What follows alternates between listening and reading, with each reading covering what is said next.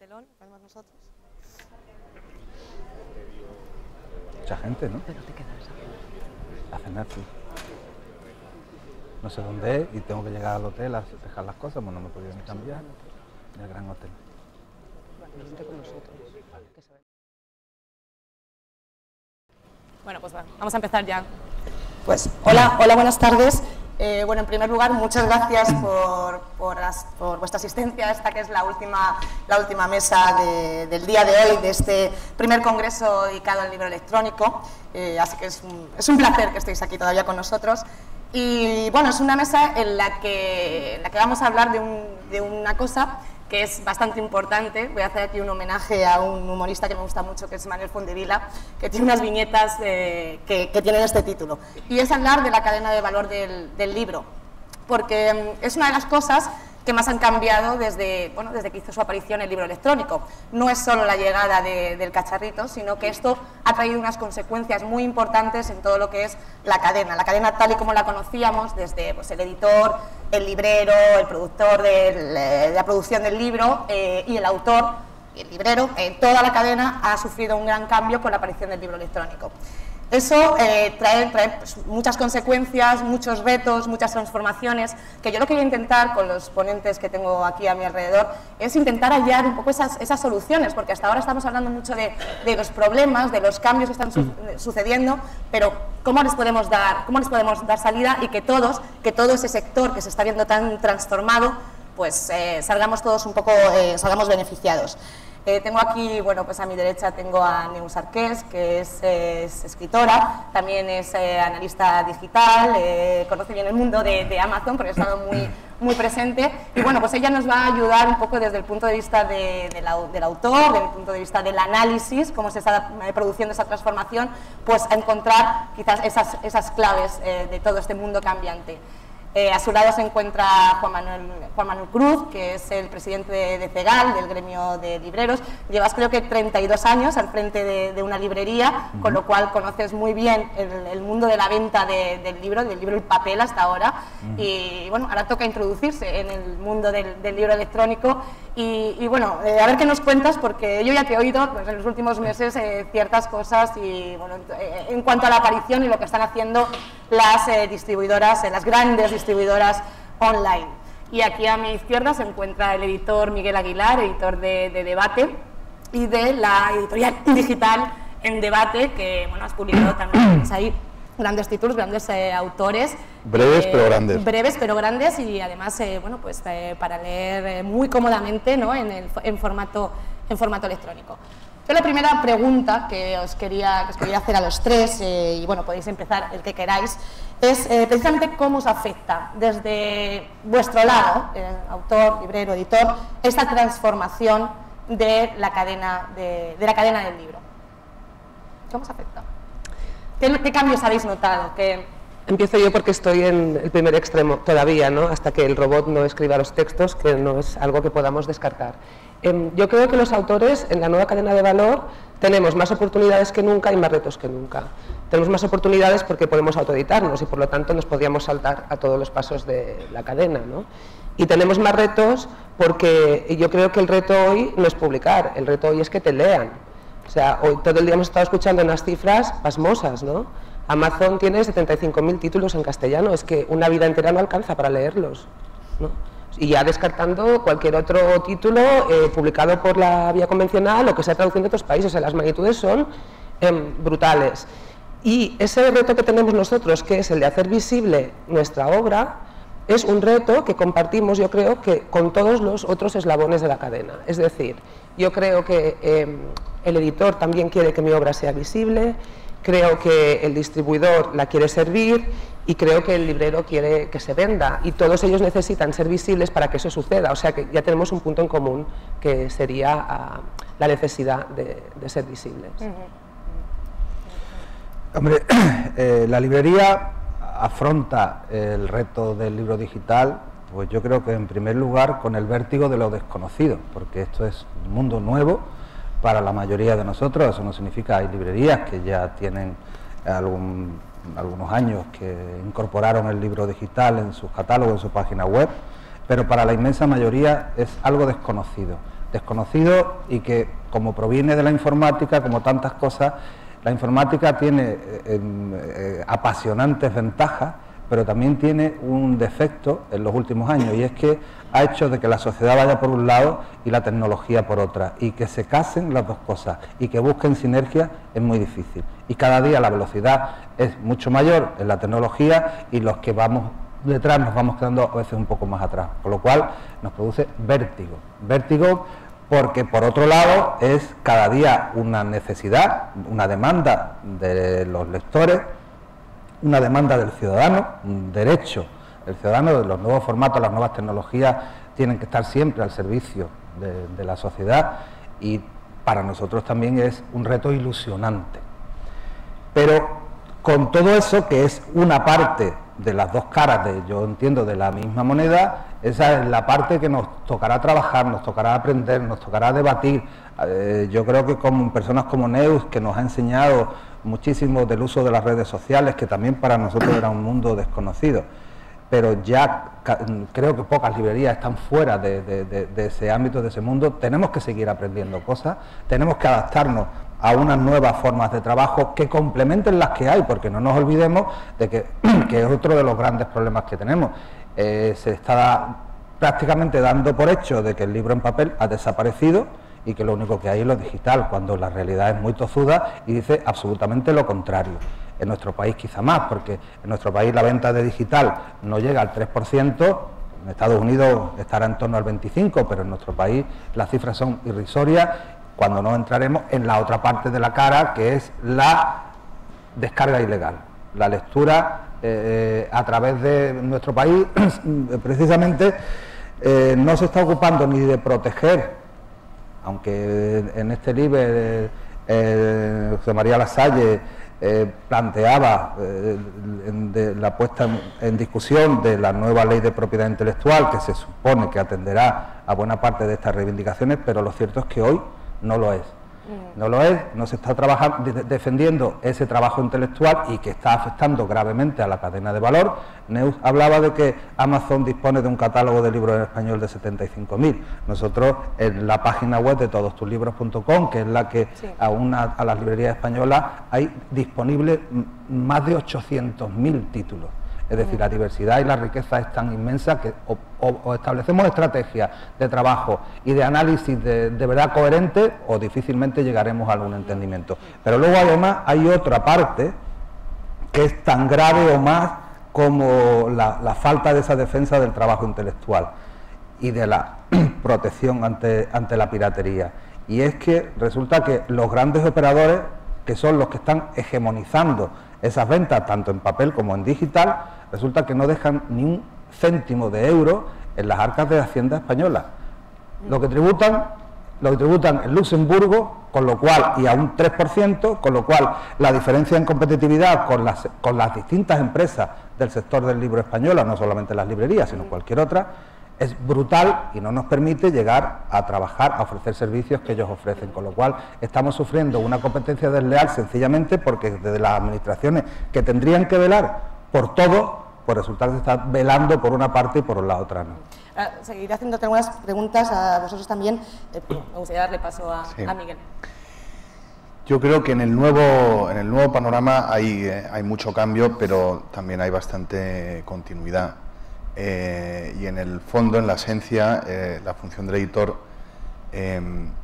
sigue siendo parecida. A mí me gusta ver la función del editor como una doble función. Por un lado, somos un filtro que identifica, intenta encontrar, busca aquellas voces, aquellas historias, aquellos libros que merecen la pena ser publicados.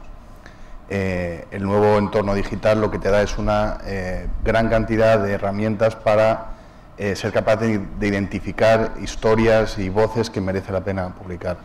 Antes hablaba Iria de un blog de cocina a raíz del cual crearon un libro. Los blogs es un ejemplo muy claro. En las redes sociales también es fácil encontrar aquellas gentes que tienen un particular tirón, un particular atractivo, que la gente les escucha.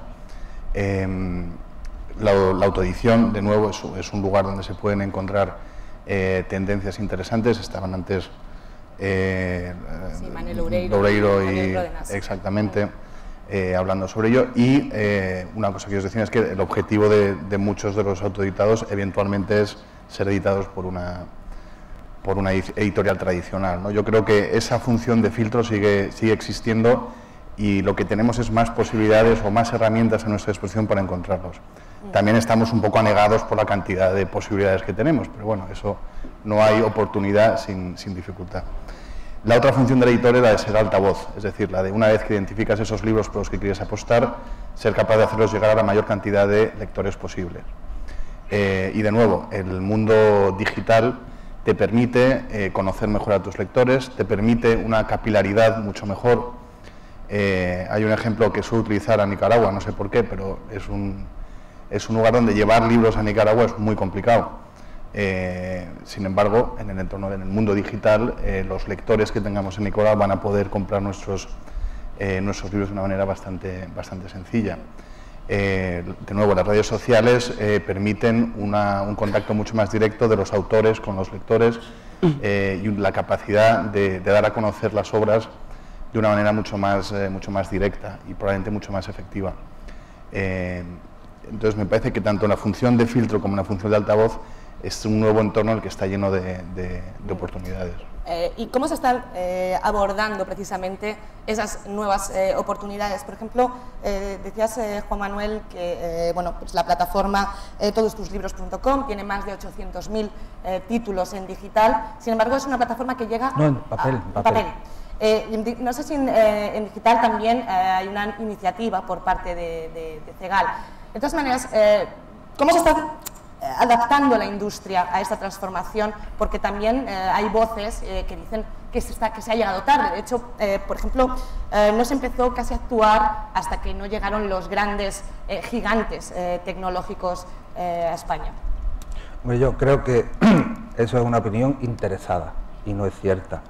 Yo creo que justo el sector editorial español, en su conjunto, con las excepciones que haya, pero es de una riqueza de trabajo impresionante. Yo creo que es de los sectores más dinámicos y más vivos, y de hecho el sector editorial siempre ha sido el principal componente de la facturación de empresas culturales en España, lo cual demuestra su enorme vitalidad.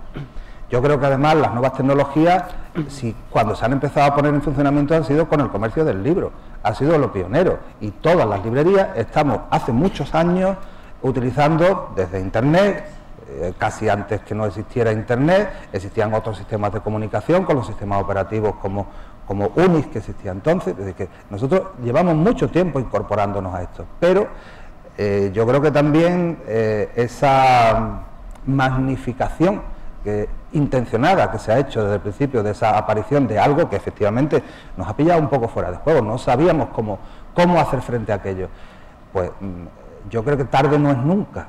Lo que hace falta es comprender qué tienes que hacer, comprender cuál es tu problema para ofrecer lo idóneo o lo que está a tu alcance.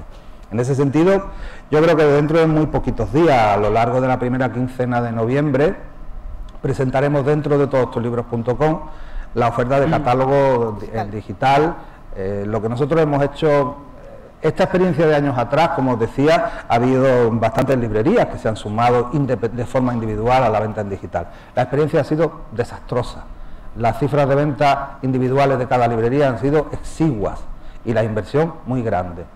Nosotros, ¿qué nos hemos planteado? Intentar hacer algo que sume y que dé una imagen de colectivo y de suficiente fuerza y entidad y de suficiente profesionalidad para intentar competir, si es que podemos, con esos gigantes que tienen otros muchos medios, entre ellos el dinero y la capacidad de penetración en los medios de comunicación.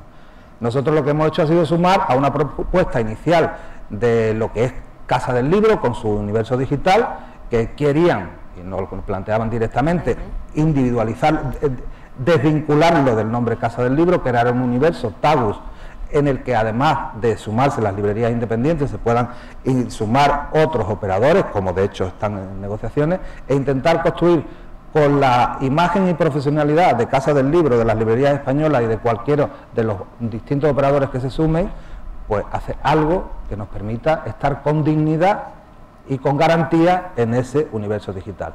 Yo creo que tarde no es. porque parece que no, hombre, tarde para mí será, no sé si me muero mañana, pero desde luego no creo, no espero y no voy a trabajar pensando en esa posibilidad. Trabajo pensando que esto es de futuro. Y tarde será pues cuando se caiga todo, pero mientras tanto... Si querías contestar tú algo al respecto. Bueno, Juanma, esto ya lo hemos hablado muchas veces, ¿no? Pero yo creo que Amazon realmente ganó muchos puntos cuando se apropió del nombre librería, porque Amazon es una plataforma que tiene un sistema de recomendación y un sistema de pago, pero dijo, me voy a llamar librería, y librería es una palabra que evoca en los lectores muchas sensaciones placenteras. Entonces, yo creo que ahora el intento de las librerías es parecerse a Amazon. No. O sea, ir a su terreno, ya que Amazon viene a nuestro. Yo creo que es algo que se tiene que valorar. Complementar la oferta en papel me parece esencial, pero yo creo que puesto fuerte es la presencialidad. Sí. Pero Amazon es un gigante que lo pretende devorar todo. Hace 2 meses, un poco antes del verano, asistíamos a un debate a que las terminaciones, los puntos .org, puntos no sé qué, pretendían hacerse con la propiedad o con la exclusividad del punto book para todo lo que sea libro. Ellos, su objetivo es quedarse con todo, para que después quede lo que quede. Nosotros no queremos en absoluto parecernos a ellos, en absoluto. Otra cosa es que nosotros tenemos nuestros ritmos, que no son de grandes cifras macroeconómicas en inversiones publicitarias. Nosotros no somos empresas que podamos permitirnos estar durante muchos años dando muchos millones de dólares de pérdida, ninguna de nosotros. Nosotros tenemos que vivir nuestro día a día porque si no desaparecemos, tanto en las librerías como en las editoriales. No nos podemos permitir, no tenemos ese accionariado que nos soporte eso detrás, ¿no? No queremos parecernos a ellos, queremos parecernos lo máximo posible a lo que siempre hemos sido, con las diferencias que haya. Y en ese sentido nuestro compromiso, evidentemente no el de todos, Neus, porque todos somos humanos y en todos los sectores y profesiones pasa. Una parte mayoritaria quiere aprender y adaptarse y hay otra parte que no, pero pasa como siempre en los grandes cambios. Seguimos por ahí. Y quería retomar un poco también lo que decías tú como editor, que además eres editor en papel y editor en digital.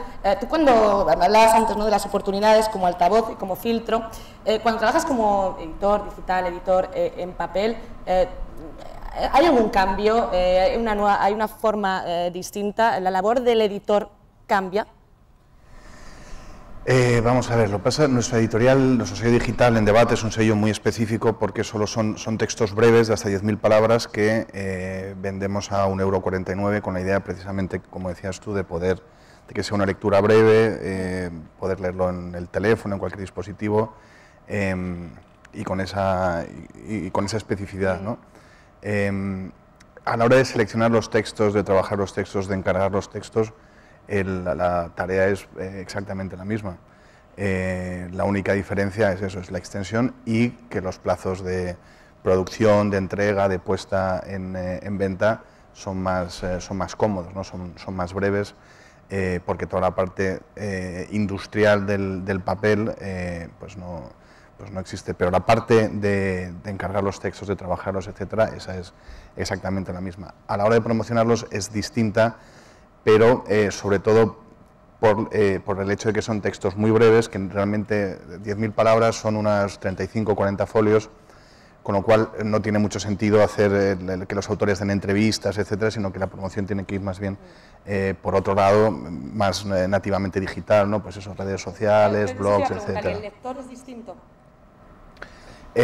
A mí me gusta pensar que no, a mí me gusta pensar que los lectores son capaces de leer tanto en papel como en digital indistintamente.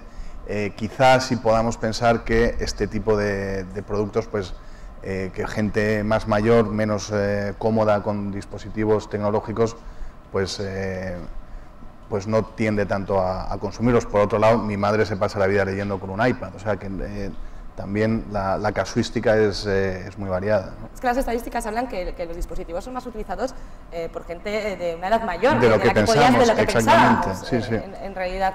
De todas maneras, el tema de que también ha transformado, lo has nombrado tú antes, el tema de la autoedición, por lo que he entendido que has comentado, es algo que se suma a lo que existía actualmente. Sin embargo, también se dice que quizás la autoedición pueda socavar, o no sé si socavar es una palabra muy exagerada, o transformar la labor del editor que existía hasta la fecha? Vamos a ver, la autoedición, primero, la autoedición siempre ha existido, o sea, siempre ha habido la posibilidad de que un tipo se fuera a una imprenta con un manuscrito, se lo maquetaran y o sea, eso existía. Lo que ocurre es que en el entorno digital es mucho más fácil, y segundo, a través de plataformas, no solo la que hemos mencionado antes de Amazon, sino muchas otras, se le puede dar un nivel de profesionalidad mayor. Ahora bien, yo creo, y soy parte interesada, que un editor hace algo más que sencillamente contribuir a difundir eso.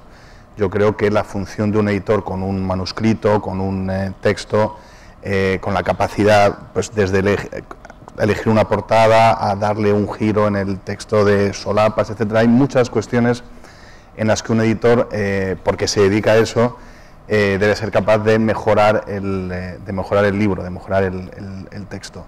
Y la autoedición no tiene eso. Es totalmente legítimo que la gente prefiera Juan Palomo, yo me lo guiso y yo me lo como. Pero yo creo que ahí el editor sí que puede cumplir una función de acompañar, de mejorar, de enriquecer el producto. Con lo cual, socavar no, yo creo que son dos caminos paralelos que en algunos casos se cruzan, y que sí que hay editores en todas partes que están muy atentos.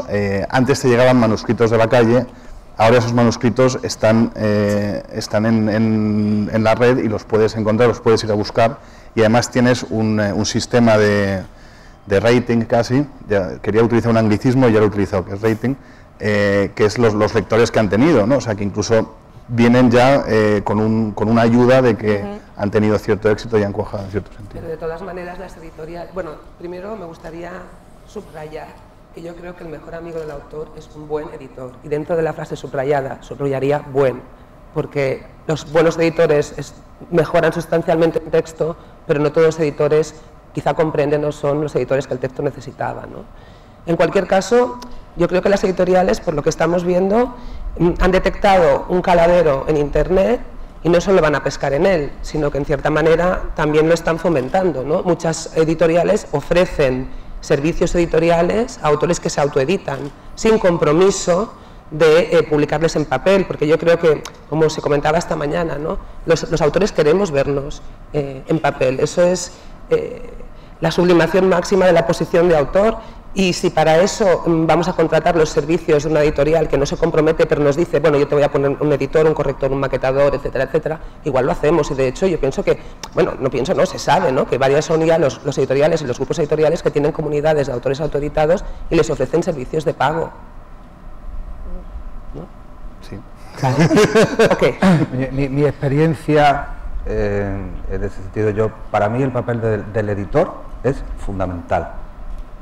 No diría tan fundamental como el autor, que es quien primero crea, evidentemente, pero sí es de primera magnitud. Nosotros en nuestra librería hace 13 años que celebramos una tertulia literaria mensual, y muchas veces hemos contado con autores.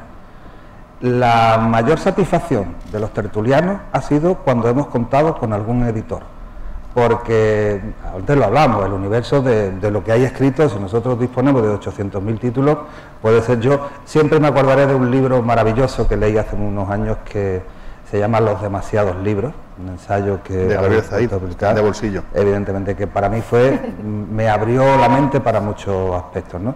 Pero el hecho de que haya alguien que se preocupe de conocer ese texto y pensar y saber y decidir que eso se lo va a poner al alcance de muchísimos lectores, ese trabajo es impagable, es fundamental en la cadena del libro, fundamental. Y de verdad que son las experiencias más bonitas que hemos tenido en esas tertulias, por encima muchas veces del propio autor. Entonces, ese trabajo es absolutamente necesario, porque además es lo que le da la veracidad. Porque Internet, el mundo de la autoedición o el mundo de lo que queramos, evidentemente hay tanto y habrá muchísimo más en mucho tiempo, algo que se llegará a ser absolutamente inabordable, y siempre necesitaremos de alguien del que uno te fíe cuando vas a leer un texto. Imagínate cuando es un texto traducido, porque si es un texto de tu idioma todavía, pero si es un texto traducido o un texto de ensayo o un texto científico que te va a hacer plantear tú necesitas la veracidad de lo que tú estás leyendo, corresponde a lo que inicialmente se ha escrito, porque si no, estamos hablando de fraude intelectual. Decía al principio que precisamente la llegada de los dispositivos produjo un cambio en la cadena de valor del libro, pero sobre todo, bueno, la aparición también de nuevos agentes, lo que ha provocado es un cambio en los porcentajes, márgenes y todo tal y como estaba hasta la fecha, y todos no lo sabíamos, todo el sector se lo sabía muy bien, todos los porcentajes de que iban para cada cual. Ahora todo esto ha cambiado. De hecho, bueno, pues surgen críticas y hay un poco, yo creo que el debate está francamente ahí.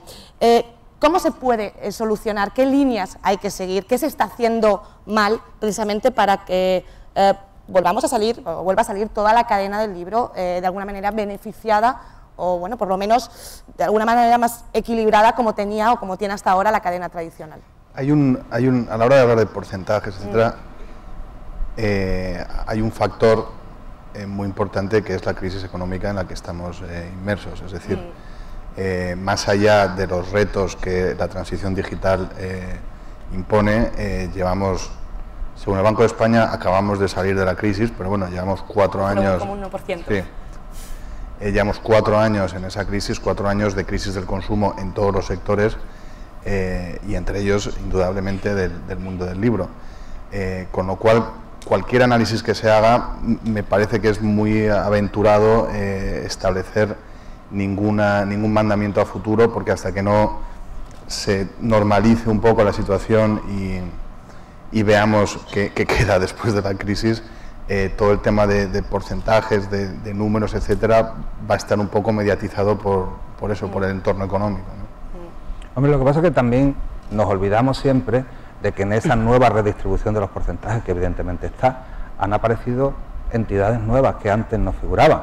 Por ejemplo, quien lea digital necesitará una conexión a Internet, que pagamos religiosamente todos los meses y a la que nunca se le ocurre a nadie pedir que tengan que bajar las tarifas, porque debería ser una necesidad social. A nadie se le ocurre pedir una rebaja en las tarifas de lo que pagamos en Internet. Ese es un nuevo operador, porque la lectura digital sin Internet no existe.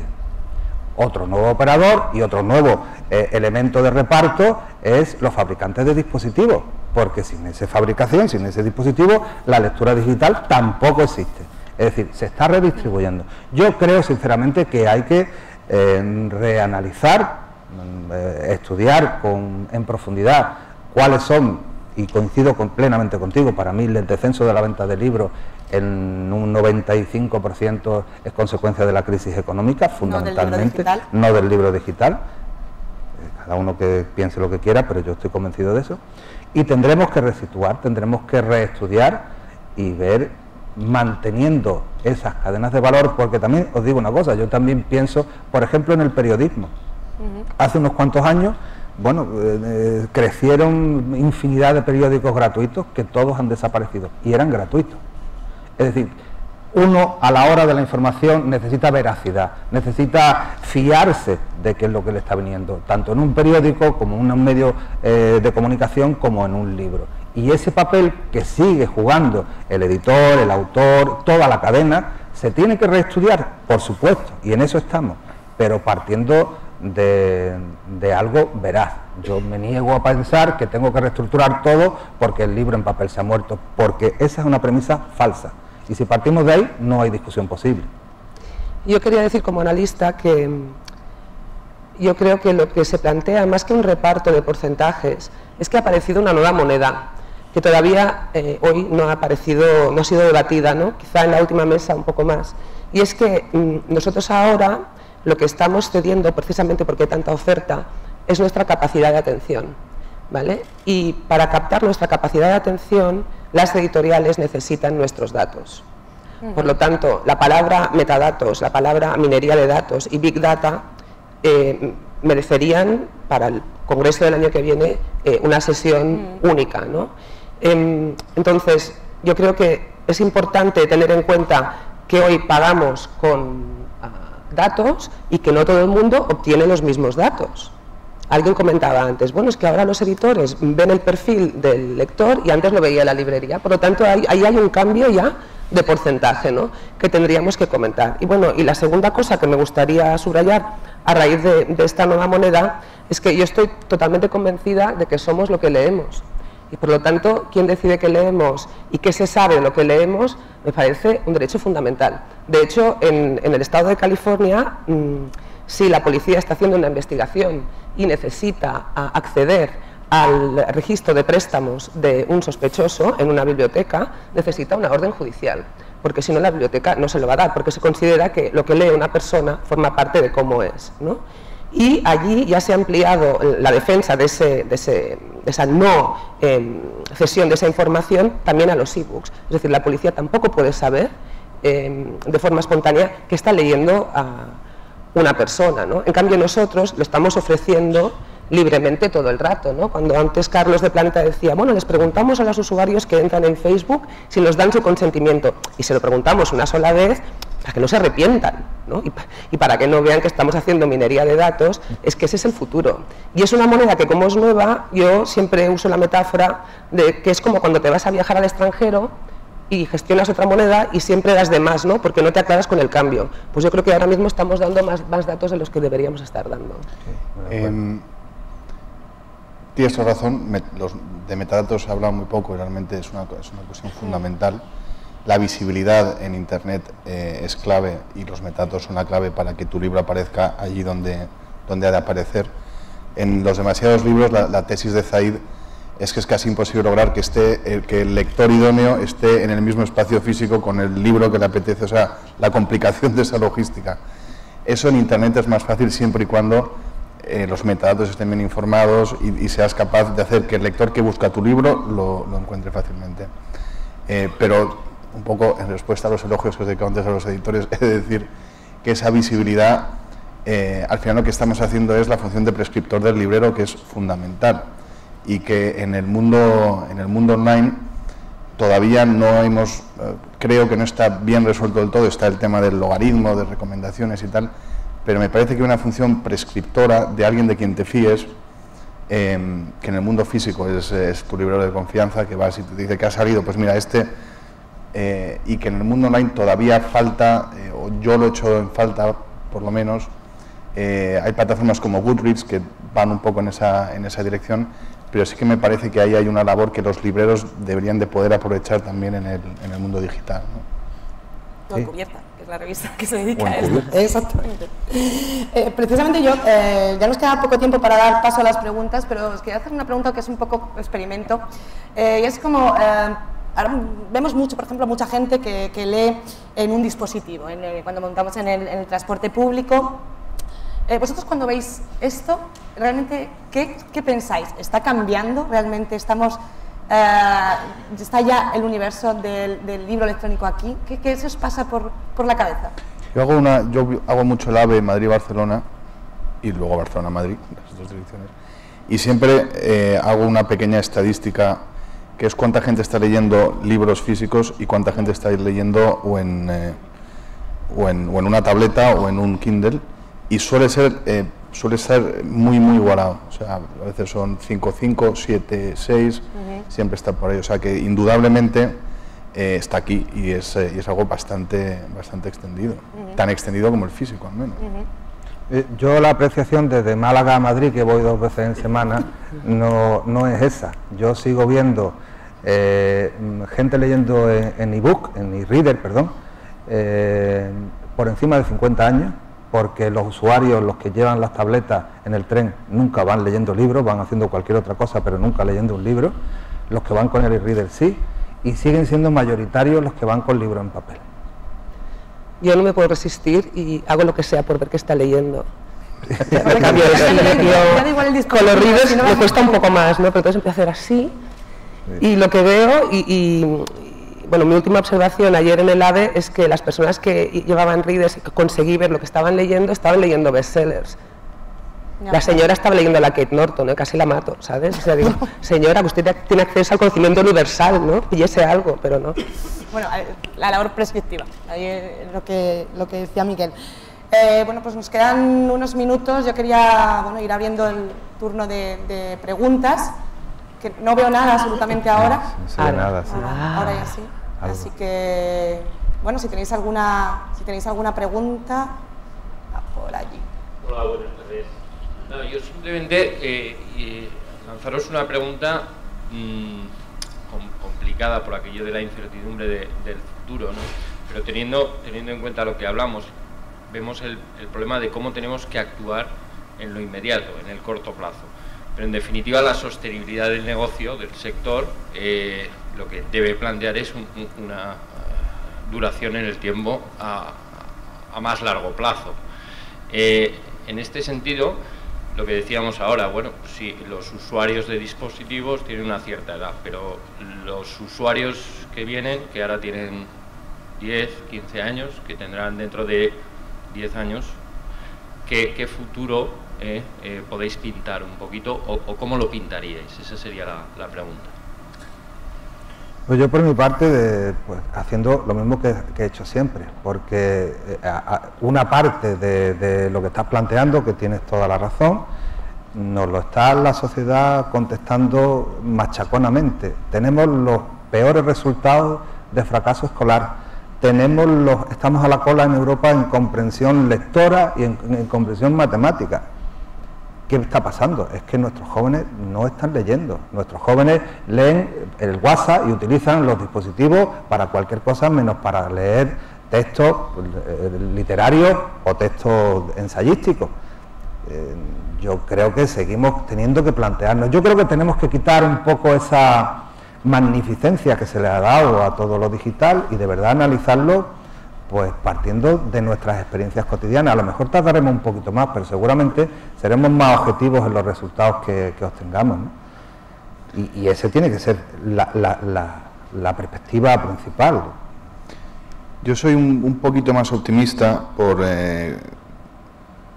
quizá el emblema sea Harry Potter. O sea, hay una generación entera de chavales que ha leído una serie de 7 libros que deben tener una media de 600 páginas y que los ha disfrutado y que ha asociado la lectura con entretenimiento desde muy jóvenes.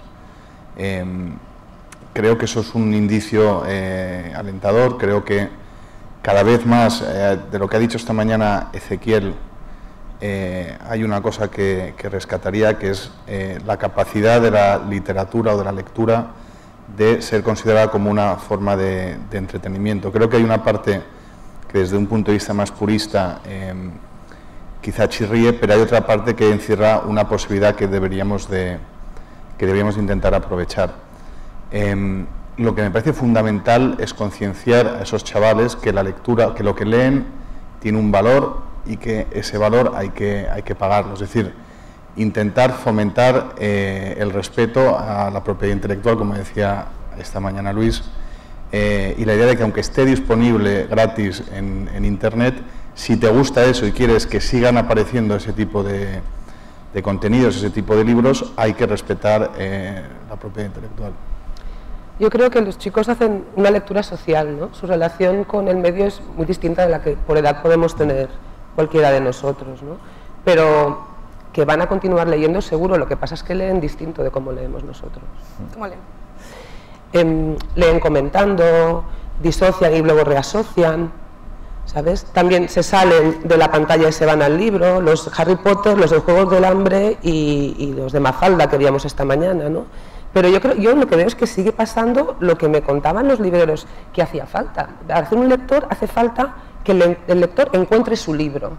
Y cuando ese lector encuentra su libro, recibe como la llamada y ahí empieza a leer. ¿Dónde encuentra ese libro? Si en una pantalla o en una librería, a mí me da igual, yo lo que quiero es que encuentre el libro y lea, ¿no? No sé hasta qué punto, por ejemplo, hay ahora menos lectores en edad adolescente que los podría haber hace 10 o 15 años.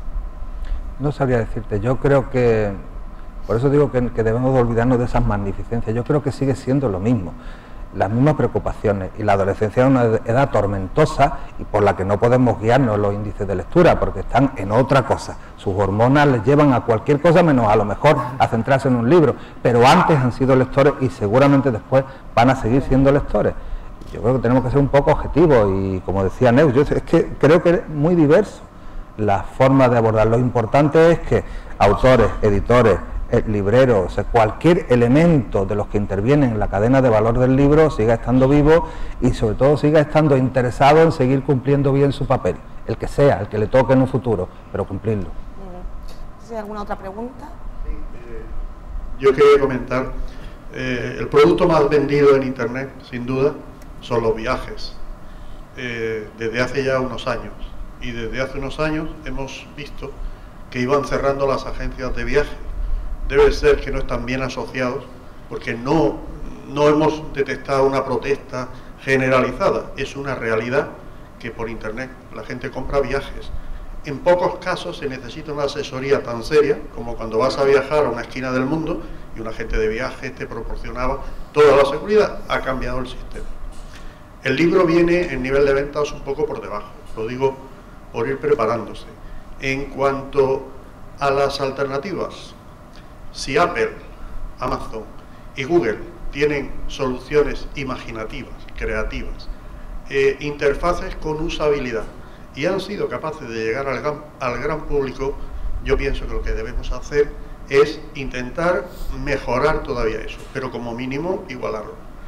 Pero si la solución que se busca es aliarse con otro grupo, porque aunque sea más pequeño es otro grupo, no entiendo bien esa parte de estrategia.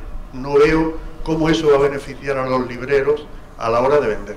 Y en cualquier caso, los datos son tercos y son los que son, y las cifras son las que son, y los niveles de venta ahora mismo son bajos, pero si estamos todos reunidos aquí hoy hablando del libro electrónico es porque somos conscientes de que es el futuro, al menos los que trabajamos en eso así lo vemos. Hombre, hay una diferencia fundamental, que es la que marca esas posibilidades de actuación, y es el dinero. El dinero que tenga Apple o que tenga Google disponible para hacer este tipo de inversiones, ni en el peor de nuestras pesadillas podemos nosotros acercarnos a lo que ellos puedan gastar. Y el dinero para hacer diseño, para hacer publicidad, para hacer marketing, para hacer todo eso, es de vital importancia, es fundamental. Sin el dinero no puedes construir nada. Nosotros hemos dado unos pasos, los que creíamos, evidentemente nunca es lo ideal, nunca es lo mejor, es lo mejor dentro de lo que puede, y ese es el paso que hemos dado, que tampoco es una cosa ni eterna, ni simplemente dará los frutos que pueda dar, y tanto positivos como negativos, y a lo largo del tiempo esta experiencia pues iremos reestudiándola y tomando las decisiones que económicamente podamos asumir. No nos olvidemos de que no hay más. La reducción de ayudas por parte de la administración están siendo brutales, o al menos hacia el sector del libro. Nosotros hemos visto reducir en un 60% las ayudas que recibíamos del Ministerio de Cultura, y la situación económica de las librerías pues es la que es. No nos podemos permitir una inversión de 150 a 200.000 euros, es imposible, no lo hay, y por eso hemos acudido a lo que estimábamos que podía ser más razonable dentro de las posibilidades que teníamos. ¿Alguien por ahí? Sí, buenas tardes. Yo no sé si tengo una pregunta o más bien un recordatorio. A lo largo de todo el día en el Congreso se ha estado oyendo hablar de, fundamentalmente, como decíais ahora, de visibilidad, ¿no? Y de cómo en este panorama un poco cambiante y vertiginoso del libro electrónico o de la irrupción del libro electrónico, siguen siendo necesarios los filtros, siguen siendo necesarios los editores, y se ha hecho mucho hincapié, cosa que me ha agradado mucho, en la labor del librero. Bueno, pues yo lo que quiero recordar es que hay otro sector que contribuye a hacer esa labor de filtro, de visibilidad, de prescripción en el buen sentido del término, que son las bibliotecas, y que en esta cote física estamos representadas.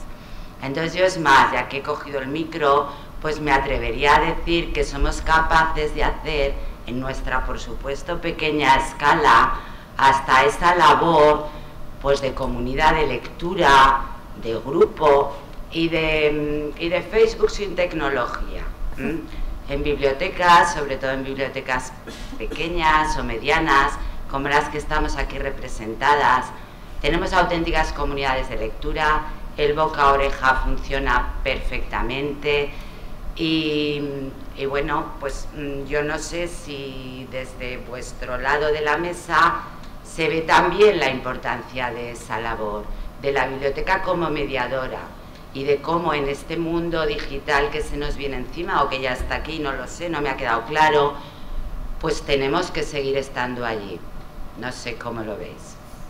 Yo creo que las bibliotecas, tienes razón, han sido las grandes olvidadas de hoy. Yo por mi parte te pido excusas porque me hubiera gustado también hablar de vosotros, ¿no? Y quizás sea otro tema para el segundo congreso. A mí me parece fundamental.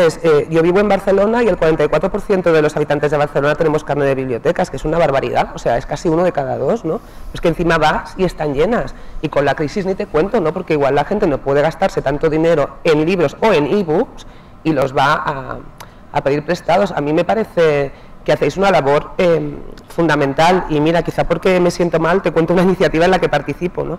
Las bibliotecas de Cataluña acaban de convocar un concurso, del que yo soy jurado, de book trailers para chicos de 13 a 18 años, y lo que tienen que hacer los chicos es leer el libro, que no la reseña, teóricamente tienen que leer el libro, y luego hacer como un spot para animar a otros chicos a ver ese libro, o sea, a leerlo. O sea, que yo creo que además de hacer el papel de mediación y de comunidad de lectores, también hacéis un papel de animación a la lectura sensacional en un colectivo que está hormonalmente trastocado, ¿no? Sí, totalmente, 100% de acuerdo. Además, el papel que están desempeñando las bibliotecas y los bibliotecarios a la cabeza como personas y como profesión con los clubes de lectura son de una ayuda impagable. Se están manteniendo vivo el interés por la lectura, por el conocimiento en muchísimas generaciones. Es un trabajo impagable. Yo, es verdad, me sumo a todo lo que ha dicho Neus y también pido disculpas porque sean siempre los olvidados, que no lo son, pero que no los mencionemos en justicia con el trabajo que están haciendo y que se merecen. ¿Alguna pregunta? Creo que tengo, buenas tardes, una pregunta que me da mucha vergüenza hacer. Hoy nos ha hablado, el marco de esta conferencia es el marco del libro electrónico, es sobre el libro. El marco legal es el precio fijo, que en la cadena de valor esto está determinado por esto, ¿no? Por el marco legal que fija el precio del libro en España. ¿Qué relación hay con el precio del libro electrónico para vosotros? Y la última pregunta, ¿se debe de cambiar en España el marco legal del precio fijo? En absoluto. Es muy interesante hablar con editores, y me atrevería a decir incluso con libreros ingleses, sobre lo que supuso en el Reino Unido la abolición del precio fijo, la euforia inicial con la que se recibió y los terribles efectos que tuvo más tarde. Hay sectores en los que yo creo que la intervención del Estado, regulatorio del Estado, es necesaria, o tener un sistema de reglas fijo es necesario, y el tema del libro como producto cultural y de la red de librerías, tú mismo lo has dicho, de la cadena de valor del libro, me parece que es fundamental mantener el precio fijo. Sí, para nosotros es de vital importancia, precisamente porque en un universo de tantísimos miles o cientos de miles de títulos, el trabajo profesional va a seguir siendo importante, tanto la biblioteca como la librería, como ese papel del editor. Sí, nosotros creo que cubrimos un papel no solo de prescriptor o de recomendador, sino un poco de garante, cada uno en su especialidad, tanto editorial como librería, porque cada uno de nosotros tenemos nuestras distintas opciones. Eso es fundamental, y que para que se garantice la pervivencia de esa diversidad es absolutamente necesario el mantenimiento del precio fijo, porque como bien ha dicho él, en los países donde se ha cambiado, en Francia también ocurrió una debacle. En el primer año que se cambió el precio a precio libre, pues cerraron el 40% de las librerías francesas, luego se tuvo que volver a retomar. Es decir, experiencias de ese tipo que suelen ser bastante insensatas y bastante poco pensadas, porque suelen responder a otros criterios fundamentalmente económicos que luego no responden a la verdad. Yo creo que estas cosas hay que pensarlas muy despacio y viendo todos y cada una de las variables que intervienen en el precio de un libro. No sé si quieres algo que decir, te quedan 30 segundos. Bueno, sois unos héroes por estar aquí estas horas y yo creo que me gustaría acabar con las palabras de un autor que no soy yo, que es el poeta Margarit, que dijo que la libertad es una librería. Gracias. Bueno, pues lo vamos a dejar con las palabras de Neus, porque nada, nos queda, la verdad es que como decía Jorge Carrión, esta pantalla da un poco de yuyu, ¿eh? Sí, da un poco de estrés. Nada, nos quedan 12 segundos, así que nada, para daros las gracias pues por estar aquí, por haber asistido a esta última mesa. Esperemos que, bueno, hayamos sacado alguna conclusión o hayamos hablado algo que suene un poquito novedoso. Y bueno, también muchas gracias a Fernando por la invitación y espero que este congreso pues tenga muchísimas ediciones como lleva teniendo el Congreso de Periodismo Digital. Así que muchas gracias.